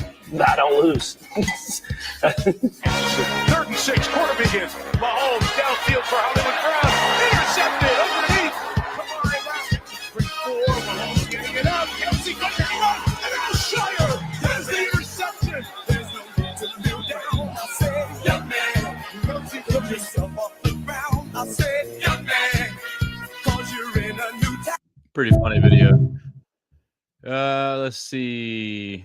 Yeah, here's the ball by CJ that was underthrown, and it's okay to say that, it doesn't mean he's, terrible, bad, whatever. So, part of it is maybe he thinks the pressure's there, or maybe he's just looking for something else, or he's waiting, a slight hesitation, or maybe he just didn't put enough on it. Looks like he just kind of threw a duck, but Nico went up and made a play. So it's still a good result, but you want to maximize. Stroud can and should, and we'll say the same. But yeah, some of my clips I made of me talking in the game is pretty funny. Nick Wright, shout out Nick Wright. He's stressing like a mug right now. Yeah, this was the Dare run that I called. Let's see here. Speak easy. We got Kamari right here. This is a good one right here. If you could only send one person off the bus first, like they the dog, they the intimidator, like they the. If you have to send one person off the bus first, who going off the bus first? Shit, me. Probably. Hey, to be honest, me. I'm with whatever. I'm with whatever. I ain't gonna lie. Hey, let me real quick. Hey, so look, no, he wild. I play with the Miko. If you could only send one person off the bus first, like damn, yeah, Kamari's a dog, dude. That's awesome. Shout out Julius Harris. Harris, what's going on, man? Thanks for tapping in. Here's Aziz Alshire after the game. Your own, and you weren't letting go of that ball on the sideline, were you? No, I talked to the guys in the locker room before the game. A year ago today, we were in that locker room crying. Myself, just losing that playoff game. I got hurt in the game, and I had a long offseason, road to recovery every single day. It was a dark place for me. Everything I had went through, it was just a terrible place I was in. And I had this game, circled since the last time we were here. And I told the guys, we're not leaving without a dub. And I'm just so grateful to God, man, where I was, like I said, a year ago on the same field, crying my eyes out because I was in pain and we lost in the playoffs, to now be getting my first player of the game, Sunday Night Football. So I'm truly grateful. God is amazing. All praise to Allah. And, man, I just keep this thing going. That's awesome. Congratulations. Big reason to celebrate. Yeah, man, you could tell they wanted that, especially him. This was from the mic'd up. It was Petrie trying to tell Kalen he tried to tip it up to him, the pick. You must be living with it, man. That's a hell of a play. Mahomes takes the snap, looking, firing over the middle, tipped, and Petrie with the pick. CB, I tried to alley-oop. He's going to tip the ball up in the air and then somehow find it and circle back and make the interception. Hey, That's fucking insane, bro. That is such an insane play. Here's Will talking about the standard in Houston. There's very few breakdowns on your defense. You don't see guys running wide open. You don't see holes that open up because people were in the wrong place.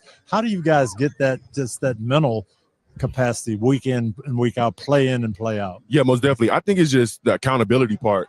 When you have a great defense like that, I think it's everybody holding each other accountable and really just looking in the mirror and saying, I don't want to let my brother down. And I think that's what feeds this defense is everybody that's on the field. I can't let my brother down. I got to do my job to the best of ability for everybody out there with me. Championship defense mentality, Coach. You know about that. I love it. Sir. Yeah, Andy Reid still doubled down on the call of the day later about 4th down, which I thought was dumb. Here's a cool stat. So via Football Insights on X, the Texans are the only defense allowing negative EPA per dropback, even when they don't generate pressure, minus 0.11. That just says how locked down our secondary is. And then, yeah, we talked about Rivers, talked about Cody Schrager, what we signed. Here's Kamari asked Kalen a question in the locker room. Number 2, Deuce, Hawk, CB, whatever you want to be called. Yeah. How's it feel to be the best in the world? It feels good. When I look to my left and my right, I see number 5, I see number 4, I see 24. They just motivate me every day. That's got to be an edit. I see 5, show a highlight from Petrie. I see 24, highlight from Sting. You know, that would be dope. They really the best in the world. I tell them that every day. They all Hall of Famers, APs. They get the ball. I go on all day. That's so dope, dude. I love their chemistry, their confidence. Yes, that was a great call by Vandy BG. Tips and overthrows, got to get those. Facts. And here's Peter Schrager or Ryan Clark talking about the Texans defense in the league. In 2008, I played for a Pittsburgh Steelers defense that hit people. We ran to the ball and we turned the football over. This defense is extremely similar. And sometimes you focus on the Troy Palomalus and the James Harrisons and some of these other guys go unnoticed. It's the same thing on this defense. You might not hear about Jalen Petrie all the time, but he's a player that makes everything go. He can play the nickel, the safety position. Here you're going to see him in man-to-man with Juju Smith-Schuster and watch him undercut this route because he knows that Kalen Bullock is on top. He's going to get one hand up, tip the football in the air, and now locate it. And now Kamari Lassiter is the corner that plays opposite Derek Stingley. Derek Stingley, to me, is the top 2 corner in the league. Here, he's going to be beat on the double post by Tyquan Thornton. And we're going to see the first post is going to move Kalen Bullock out the middle, and Jalen Petrie is going to be a little bit short on the carry. Watch the way that Kamari Lassiter runs to the pocket and punches this football out on Tyquan Thornton. Finish. Some guys would just try to make the tackle, be physical in the end, but this team is so ball savvy. He was a guy, Mina talks about it all the time. At Georgia, he's this sort of ball aware, but he's made play after play for the Houston Texans. He just is a dog and he finishes. He never quits. Most people fucking quit. And then, yeah, so Rodney Harrison was like, you know, he was talking before the game, like, I'm not picking, don't know if they're tough enough, like basically calling us soft. Like, I have to wait to see it. And I don't think that Will saw it, but he asked Will about pregame, not acknowledging him. Here's Will. I got one more question with you, man. You ignored me when I was trying to talk to you, man. I know you was locked in, but why you ignore your boy? Hey, look, I be so locked in. I do the same thing to my parents. They be screaming, come over, come over. Once I be like tunnel locked in. You mean mugged me too. I was intimidated. I was up there talking to guys like, just get my mind right. I feel you. Let me ask you this. Yeah. I got one more question. That's right, Rodney. You better back off, bro. Yeah, Matt Ryan on Up and Adams right here. Yeah. And the Texans scared. I mean, You like him? I like them. Yeah. And listen, I think their defense shows up in the playoffs 100%. for sure. And I think CJ Stroud has enough gamer and competitor in him. The right times. at the right times. And so even last year, his best game, like he played the best in the playoffs. He played better in the playoffs than he did the entire regular season. There's certain guys who just, we've seen it from guys like Eli Manning or Joe Flacco or different guys that get on these heater in the playoffs and just know how to do it. And they're usually supported by pretty good defenses. I feel like the Texans feel like one of those kind of teams. The Texans scared. I agree, man. And so, like, as much as the struggles have been, new OC, played some good defenses early, ups and downs, injuries, new guys, like, we're still winning and in position to allow us to continue to improve. If offense can continue to improve, CJ win games like that when shit's going awry and just make plays, like, we can make a run, bro. Austin says, you mentioned the post game. This is the best regular season win in Texans history. You still think so? I do. I personally do. Fuck a wild card win, bro. Like, maybe in the moment in time that's more significant, but like, as far as like, national TV, Sunday night, making a statement, ending a dynasty, what it means for the future, that's where I'm at. So Julia says, I pray we could figure out a way to keep the locksmiths. Oh, they will, dude. They got to find a way. That play was insane. And again, from the speakeasy, Kamari, he's like becoming already a favorite, but like he might be the best personality in this team. Here's Kamari again on speakeasy. You a dog, you a beast, you a monster, you was out there hitting. How did the game feel today? Did y'all execute the game plan, and do you feel good about how you played? At first I was like, damn, I'm not playing very well. We have a high standard on defense. If anybody catches the ball, I'm on the other side of number 24. Yeah. So if anybody catches the ball, that's a no-no. So, they had a couple quick outs early. I'm like, bro, I don't like that. Yeah. And just knowing that the game was gonna keep going and understand that, Pat Mahomes, he's one of the greatest of my generation. Just knowing that he can put the ball anywhere and just being able to make plays whenever the ball was in the air. I stayed down, and whenever the ball came in the air, my way, I just want to make it. And our backers, we like them to go run and hit. We like them to play free and go run and hit. And whenever we go out there with a different mentality. We don't want no one in our end zone. That's the mentality. No one in our end zone. Like, if someone scores, that is an issue, Yeah. So that's how we go out and play. He's built different, bro. Like, I love the mindset, and like D'Amico's gotten a bunch of guys that all think this way. Like, dude, this is a historic defense, bro. Golden says, Kamari, I took that personally last year. Facts. But yeah, he kind of agrees on the Arrowhead win for me. Austin says he thinks the Jags would be up there too. I mean, that was an epic comeback. It all goes hand in hand. But NFL and CBS posted this. It was the Texans are the only team in the last 40 seasons to hold opponents under 225 pass yards in each of their first 13 games. That is freaking nuts. So, week by week, Rams 224, Bucks 191, Jaguars 205, Titans 93, Ravens 163, Seahawks 198, 49ers 175, Broncos 171, Jaguars 119, Titans 171, Bills 193, Colts 195, Chiefs 148. That is just stupid, bro. So just going through, here's Kalen on Petrie. How about the hit by number 5? Oh, 5 was out there and he was spinning today.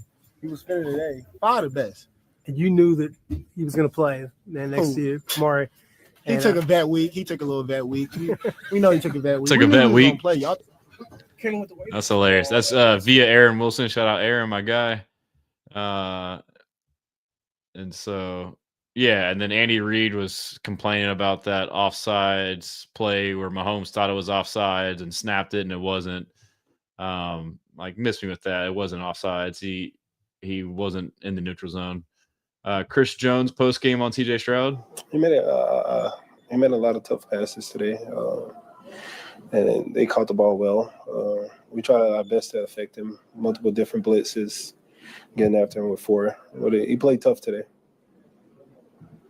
Getting love from Chris Jones.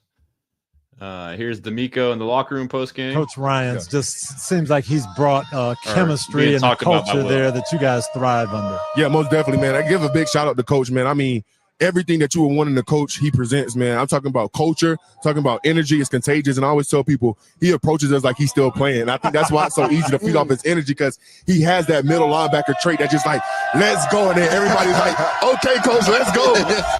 Coach Ryan's just. Yeah, so JJ says, we got to enjoy this defense while we have it. I know I'm going to be sad seeing this synergy get broken up. Yeah, I mean, you know, I've been wanting to, like, get this thought out there. I'll tweet it, but, like this is the standard, bro. Like, as long as D'Amico is here, we will always have a top 5 defense. And like, this is what it is, bro. Like, he built this defense. He's finding these guys that have the right mindset, that have the right skill set, and then he's coaching them up, and it's his scheme. Like, this is Texans football for the next decade. It's going to be like this. Like, it's going to be defensive dominated teams. And yes, you may lose guys here and there, but like, just look at like when guys step in, like Miles Bryant and Jalen Mills, and, you know, name a player, like our interior D-line, Tommy Togiai, Tim Settle, Mario Edwards, like guys that aren't big names do great because, you know, like it's elite coaching and elite scheme. So I think this will be a sustained success, and you'll have moments of moving guys, this and that. But like, I agree though, like this specific defense, you know, it's awesome. Shit, we got this crap. Keep to leave talking big crap on Arena Gridiron. Well, I think if the playoffs started today, they would have to go to New England and they get their ass popped round 1. So the defense will take them all the way up to Foxborough. Shit. Nah, they get popped. That's why I think the defense will take them. You know what I'm saying? I like New the England defense. playing good ball. I don't think New England playing good ball at all right now, but go ahead. Man, New England is going, they defense flying under the radar. You know what I'm saying? They going to play physical as hell too. And when the playoffs come, I guarantee you, Vrabel had them boys ready to go. Yes. I guarantee you, McDaniels have an excellent game plan against that little zone coverage that they run. I just like, if it stayed like this, I'd like them to go get popped right now. I mean, with that good defense, their offense just ain't bringing enough to the table. Like Richie said, that defense will play well, but Drake just accurate, bro. He going put completions after completions together. He going to go down. He going to get points. Josh McDaniels has seen it all. You know what I'm saying? So it'd be bad luck for them to draw the Patriots first round and got to go. It's such a bad look. These guys on here just like talking crap, bro. Like, there's more. We'll get to it. Let's see. Here's another one now. TJ Ward, another former Bronco. Defense carried Houston in the playoffs. They get to the AFC Championship. You think? Yeah, they get to the AFC Championship. I mean, they playing, I think, the best defense in the league at this point. Now, we the best defense overall all season, but right now, I think the Texans, they're playing the best defense. Their chemistry right now is beating pretty hard. You guys right always now. say it's how you play in December. It is. January. It is. But, you know, all that being said, when it comes down to it, we beat them. Our defense is better. So if they have to run into us, they won't get that win. And I like Bo Nix over CJ Stroud. And that's been proven. This dude is delusional. Week in and week out. You know, CJ's been out. Who's to say he don't get knocked out again? Bo been healthy. The fuck did you just say? His games out. And we have. Who's to say Bo Nix don't get fucking knocked out, dumbass? We have the best defensive player in our secondary. This dude is player of the year, dumb. Pat Surtain. Yeah. So they'll get to the AFC. It's bad when Richie Incognito is the most level-headed person there. You got Skip Bayless too, who's like, these guys are fucking. Have the ability if CJ Stroud cannot turn the ball over, but that's as far as that defense is going to take them. Now, if they want to get further, they're going to need a lot more from that offense. Yeah. Skip is like, man, I miss Stephen A. Like, what the fuck did I get myself into, dude? He said like 5 dumbass things in a minute right there. Hey, you know what? There's more from this fucking show. Hold on. Rocket science. You hold Mahomes to 160 yards, 3 picks, the rush and the coverage match up like that. Hey, that's the results of the game right there. So kudos to that second best defense in the league. Wait, who's second best? Really? Funga. Tell them who. Well, hold on just a second. Funga. My stats say that the Texans lead the NFL in points allowed by a lot, and they lead in yards allowed by a lot. Let me tell you what my stats say. When we went to see them head to head, our defense got stops in the fourth. They defense didn't, and we won the game. CJ was gone. This dude is like one of those ignorant guys who just says you can't even fucking talk with him. He's just ignorant, dude. On after a Because quarter. we knocked him out. Because we put him. Yeah, and so Skip, CJ was out for a quarter, and then look at this dumbass response. CJ was gone after a Because quarter. we knocked him out. Because we put him down. You gotta put him down. You That's gotta part of it. Yeah, He's he's fucking part of it. I don't dumbass. know if he whiplash. knocked him out. That's part of it, Skip. Yeah. Hey, head to Yeah, he didn't fucking hit head. him Our hard. defense was better in the fourth, baby. Their defense is Come better on, than Sometimes yours. it ain't about yards. It's about who's more violent. It's about who gets stops at the end of the game. I don't know. The Texans. Bo Nix, if we play them, they're gonna fucking knock his block off. And y'all want to talk about that shit then? Like, get the fuck out of here, bro. These dudes are clowns. Yeah, I mean, y'all are spot on in the chat, dude. This is crazy. Clowns, absolute clown show. But yeah, so here was like me. I've been posting these clips before. Gets up. Put me on the clip for Stroud. They will. Stroud flushed in trouble. Let's go, Throwing. dude. Gets rid of it in traffic. It's complete for the first down at the 16. What hating on Stroud, bro? He just shook off Chris Jones, dude. And the What? rookie Jaden Higgins. And Higgins. This drive going. Oh, the Let's Bear go, escapes dude. inside here, and Stroud Got there and gets won. away. Got If there in a Chris second and a Jones half, gets and he the sack, busted they're gonna be out play. of I mean, field come goal on, range. dude. What's he That supposed whole to strategy do? And he, guess what? He got the Not only down. does he escape the sack, Hating he on gets him. Y'all out chill, and dude. completes the pass for Look the at first that, down. dude. CJ Stroud has made Let's some go. incredible plays. Yeah, I don't know if Collinworth was saying sacked or like don't get sacked, but regardless, yeah, he definitely was gobbling. Almost done. We're getting through here. D'Amico Ryan's on the win versus the Chiefs. Yeah, starting with outstanding defensive performance. One of the best I've seen, especially versus that quarterback. We guys did a really great job of playing excellent in coverage, like being where we needed to be, making the plays we needed to make. I thought Kamari, played an outstanding game. The play he made in the end zone to, bat the ball down. That was a huge play in the game. He gets an interception. He's showing up. He's tackling. He's just all over the place, playing reckless. In the interior, our D tackle, I think every time they ran the football, Tommy Togiai made a tackle. He had over 10 tackles. Like, it was an impressive job by him of just really playing style, controlling the line of scrimmage. And then at the second level, just the linebackers again, Aziz, I throw Petrie in there, Henry, they were flying around. They were making plays. They were playing physical. That D-line, and although we didn't get a ton of sacks, I thought how we played Mahomes was exactly, the game plan, just playing smart around him, especially when he's scrambling on the sideline. Guys played really smart, didn't put ourselves in any bad spots there. So I'm just proud of the guys for executing the game plan the proper way. Yeah, I mean, y'all are calling out the Broncos. Those guys are dumb. Blake says, "What's the stress and meter for the next two games? We are set up for a classic Houston slip up against a worse team." I mean, yeah, I can't take them lightly, but I'm hoping this is a new team that takes care of business. And I suspect that the offense will look good again. And I think the biggest thing in this final stretch, obviously, is health. I mean, but aside from that, it is the wide receiver chemistry, getting that back as far as routes and timing, but also, them being better on their releases, them being on the same page as Stroud as on the blitz. That's my biggest thing. I'm not too worried about the O-line. I think that was just a loud road environment. It will be tough when we play another tough interior defensive line like the Broncos. But yeah, so I think the biggest thing is receiver chemistry back. Golden says, "I love it that the media antagonizes the Texans every single year come playoff time." Yeah, dude. I mean, they're always going to hate on us. And then I can even see it too now. Like, I could see the Texans going on a Super Bowl run and winning the Super Bowl and doing it by leaning on their defense and Stroud not lighting it up per se, but winning football and him just getting shit on. Oh yeah, but he sucked. Even within our own fan base, I could see that. It's just always something, Let's see here. Naquan Jones. Keep going. Yeah, so this is what I was showing, the Kirk one. This is where he started, and then he runs his route inside, and he's there. But he's supposed to be running here. Like he's 6 yards inside, bro. Like, you know, so there's stuff like that that matters.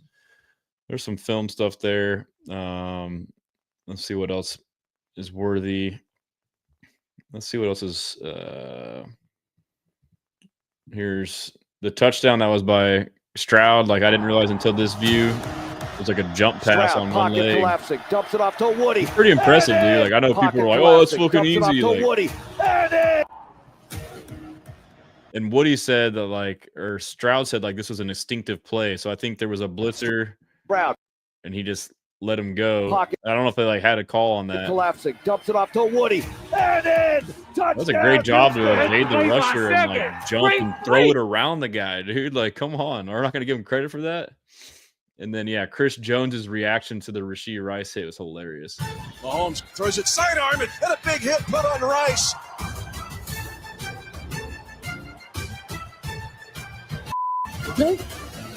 Mahomes throws it sidearm and Yeah, all these Chiefs fans are fucking crying. They're fucking Hall of Fame nose tackles. Like, damn, that was fucking sick. Like, get out of here, bro. Come on. Oh man. Yeah, I literally described the last two Mahomes Super Bowl wins. Yep, but he got glazed to hell. Exactly. My only fear is Strouder's agent trying to reset the damn market. He's not that good. I mean, I think he'll get in like the low 60s. It's fair, and I would pay that to him. So we're getting more hype in the media.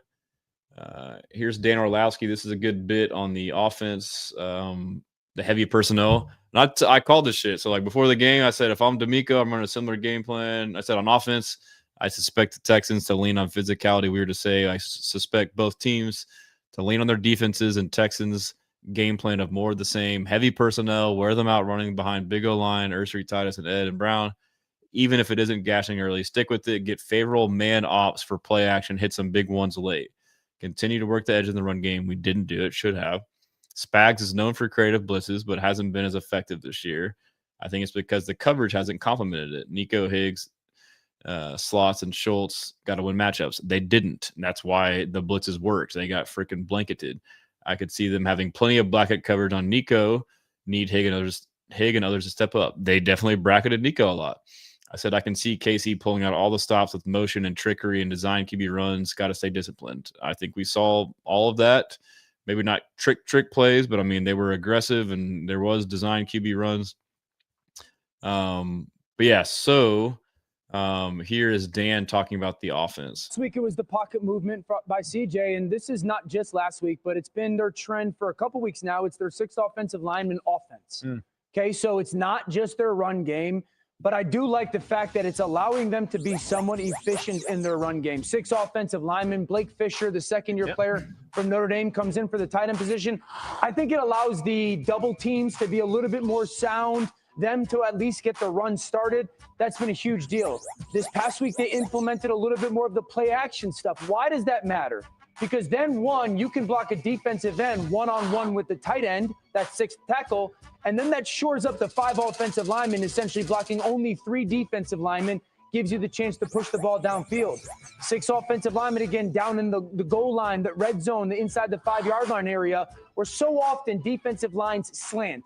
Tight ends get beat on the inside. Having the body presence just confirms the win at the line of scrimmage. And this is an offense that doesn't need to be explosive all the time. It doesn't need to create a ton of big plays. It just can't be negative play dominant. I think that kind of core part of who they are offensively at least gives plays the chance to get started and then some shots down the field. CJ's a good enough player to make up for the other parts. I think their offense is good enough to make a playoff run. Kind of comes from D'Amico. But as far as Stroud and his contract, I agree with this point here 100% with Golden Scholar. Stroud deserves the bag, to be honest. And he says, never enter the QB carousel. With this defense, Stroud will be the key to Super Bowls. You need a big playability QB to go deep in the playoffs. Facts. Like, there's no reason to freaking sit there and to try and repeat it. Like, you see franchises time and time again just stuck in the QB carousel hell. And so I agree 100% with it. Like, in like his mental and leadership and all that stuff, that shit fucking, his intangibles fucking matter too, bro. But yeah, so Anyways, going back through, here's Nico after the game with Scott Van Pelt. We're almost done, fellas. Yes, sir, man. The defense, man, they the best in the league, and it shows every single play. They relentless, they swarming, and they're everywhere. You know, they want to take the ball away, and they only give the energy to the offense, to the entire team. You know, when you see them out there jumping around, having fun, you know, it bring the juice. That's what we need as the team and as a unit. In order to get where we want to go, we got to continue to, you know, do the little things right, man. I'm so proud of this team, proud of this defense, man, and then we got to continue to go. You know, continue to be 1-0. Continue to take care of our bodies and continue to keep going. They're feeling good. Let's see. Got a couple more. I'm trying to find what's pertinent to you guys. But yeah, again, on the sentiment that D'Amico Ryans is locked in and not complacent. I loved this here. After beating the Colts, I felt like you were happy with the win, but you know there's a much higher ceiling. There's much more to go get. And I felt it last night again. That this is one to celebrate, but it's 1 of 17, and you got to keep going because the bigger ones are down the road, or maybe just this week. Yeah, no, that's my mindset. I'm locked in, like on what's ahead of us. I know what we're capable of doing as a team. I feel like we have a really special team. It's a good win. I tell you guys, you should expect a win. Right? We're not getting overly excited about who we beat because we beat. Like, no, that's what you expect to do. And if you don't expect, I don't know what you're doing here, but that's my expectations. Every time we line up, we got to go out, execute, play great football, play team football, and we can go and beat any opponent. And so my eyes are forward. Right, I'm not going to get too high. I'm trying to stay as even keeled as possible and just lead this group as best I can. Perfect man for the job, dude. Here's Will on set again, talking about the defense or secondary. About you guys as pass rushers, but to me, the secondary helped you guys. Man, talk about the secondary and how great it is. I think it's the best in all of football. The best in football of all. The whole NFL, we got the best secondary, man, from Steen to Kamari to Kalen to Jalen Petrie to all those guys, man. We talk about rushing coverage. We don't get what we got without those guys. We talking about lockdown. They're sticky, they plaster, they cover guys, and they tackle. You don't see, we talk about it all the time. You don't see a lot of DBs coming down and hitting like they do. And that's what makes this defense special. Yeah, Petrie, Kamari last Yes, sir. Yeah, and they're talking about the Stroud contract in the chat. And JJ Sugar says Mahomes took a 10-year team-friendly contract and even restructured it to help bring in players. That's what I want from CJ. He's 100% the guy. So, I mean, I thought about that the other day. Like, we need to emulate that. But at the time when Mahomes signed his contract, it was a huge deal. So, like, to me, it's like, I don't know if he'll be willing to do it, but, like, that's what I would want. Like, if we know he's the guy and you're going to want him here, time value money as far as getting ahead of stuff, sign some long-ass term contract. But I think the way that you make him happy is you get him a shit ton of guaranteed money. It's going to be hard to if you give him some 10-year contract and, like, almost all of it's guaranteed, it's going to be hard to turn that down. Even though you think you might get more down the road, you take that shit now because you could get hurt. That's what I would do. I would do a long-term, close to fully guaranteed. Say, screw it, bro. Like, that could be risky, but you could also save a bunch of money like that. That would be what I would be trying to do if I was Nick Caserio personally. All right, here's Kamari again on the speakeasy, his top corner duos in the game. Oh, who you think? Obviously, I think 2-4 is the best in the world. I like myself in 2-4. Yep. I also like appreciate it, brother. I like PS2. I like to do what PS2 has over there. Okay. You know who's very underrated? I think the Cleveland Browns. Yep. Okay. Yep. All right.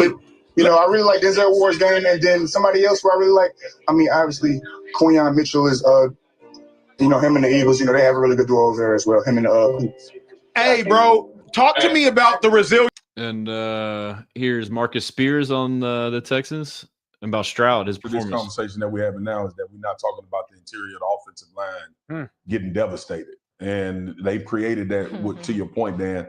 I like his non-built-in quarterback movement as well. It was several times when he was able to evade pressure, step up in the pocket, and make plays pushing the ball down the field. And if you guys remember coming out of college, this was the question that he had until he played late in the playoff game, I believe, and he showed some of this movement. But this is what it's going to have to be at times for the Houston Texans. You love that he's back healthy, play breakdown, he's able to get outside of the pocket. Chris Jones at times should have had CJ dead to rights.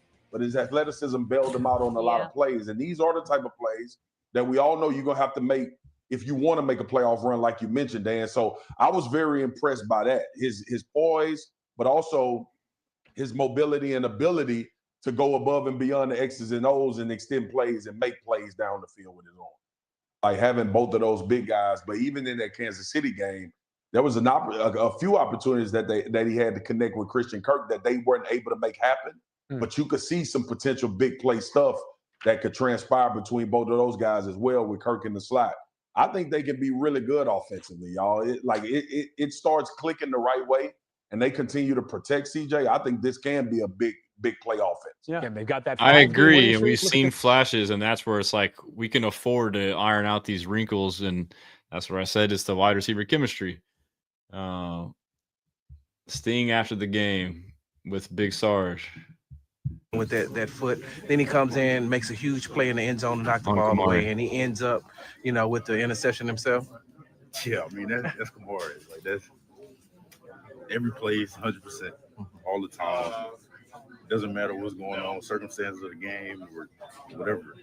He gonna go out there and he gonna end up with the ball some way, somehow, or he gonna knock somebody out, or I don't know. He complete football player. Complete football player, facts. All right. Kind of going through, almost done. We got, let's see, D'Amico. This was hilarious, man. It's just going viral. Let's just play it. When we were just outside just playing, so we call it hot ball. You just all the guys just huddle around. I know we throw the ball up, you get it, and you try to take off and run. There's a different name for that back in the day. One. We call it hot ball. I don't know. That's a good politically correct name. That's the right way to say it. It is. That was the game. That's funny about John. There was definitely, for me and my friends would play the hell out of that, and it was called Smear the, I won't say it because of this day and age, but that's what we called it. But I didn't realize there was so many different names for it, like in the chat, like in the comments, everyone's saying all kind of stuff. But I thought that was pretty funny. So let's see. We're almost done scrolling up. Man, I'm tired, fellas. Been grinding all this content and shit. Pause. Jalen Petrie. So he talks about how Sting is responsible for that pick, and I got the all 22 below it. A lot of tone setters. We had Kamari pick, which was very pivotal. We had a lot of big hits in the run game. People probably were sleeping on. And then, at the end, we had that interception by Aziz, which was very pivotal. So, and then a little tip. And so now he's talking about, he was asked about pivotal plays, and then now he's talking about his pick, and he says he's going to say, and the film on the bottom shows that like Stingley locks down Rice, and that's where Mahomes wanted to go, and he freaks out and just throws it after that. Shout out to Sting. Y'all go back and look at the clip. He tried to throw it to Sting guy. And you know what happens when you try to do that. So then he tried to come back to my guy and got tip, around, flip on the ball. That's something you don't really pick up on, But yeah, just scrolling through, I'm losing my words, but yeah, man, I think that's good. My guy Henry Jack, what's good? Should the Texans draft the running back and O-line in next year? Yeah, I'm with it, but I'm still in the moment. But yes, I think we need both. But yeah, man, I appreciate all of you guys. Streaming the game was dope. Again, I'm gonna have a watch party. I want y'all to come through. Chargers game. I'm gonna start getting details on location, but go ahead and plan. We can hang out. I'll try and stream. As always, if you need something, hit me up. But yeah, the next 2 weeks should be fun and stress-free. So that's why I didn't dive into the opponent. I still respect our opponent. I will try and do like a quick show, Thursday, Friday, Saturday on the Cardinals and dive in. Still going to be a tough game. But, hopefully we can get the offense rolling in those games. But now you're all good, Henry. So yeah, just for anybody, if you want to rewatch, you can go to YouTube and go to live and rewatch it under there, or you can rewatch on Spotify or Apple. It's called Second Guessing with Stressin'. So feel free to, if you don't mind, follow me on all things and on those podcasts. If you can follow, even if you don't use it, and just leave a review, that would help me out a lot. But yeah, man, I appreciate you guys, and I will see y'all online. Until next time, we blessing. Y'all have a good night, fam.